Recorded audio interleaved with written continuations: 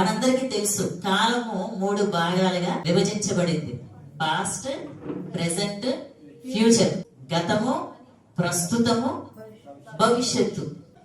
కాలములు సమయములు తండ్రి తన స్వాధీనమందుంచుకున్నాడు. ఈ గతము గాని, ప్రస్తుతం గాని, భవిష్యత్తు గాని ఎవరి స్వాధీనంలో ఉంది?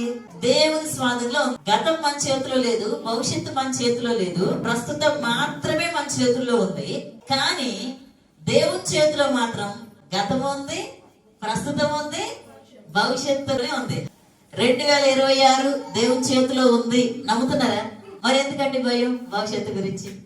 కొంతమందికి నిద్ర లేచింది మొగలు, రేపుటి గురించిన చింతే ఎక్కువ. ఈ సంవత్సరం ఎలా బ్రతుకుతాము, వచ్చే నెల ఫీజులు ఎలా కడతాము, వచ్చే నెల రెంట్లు ఎలా కడతాము. ఆ ఫ్యూచర్ లోకి వచ్చినప్పుడు అది జరుగుతుంది. దాని గురించి ముందే ఆలోచించి టెన్షన్ పడాల్సిన అవసరం లేదు. భవిష్యత్తు నా చేతిలో లేదు. కానీ మనం గుర్తు పెట్టుకోవాల్సిన విషయం ఏంటంటే భవిష్యత్తు దేవుని చేతిలో ఉంది. అందుకు భయపడకూడదు.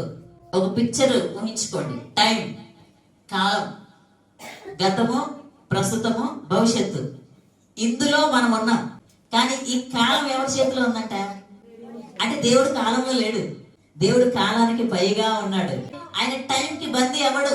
దేవుని చేతిలో కాలం ఉంది, ఆయన స్వాధీనంలో ఉంది, ఆయన కంట్రోల్లో ఉంది. కనుక మనం హాయిగా నిద్రపోవచ్చు గుడ్లగా చేయవేసి.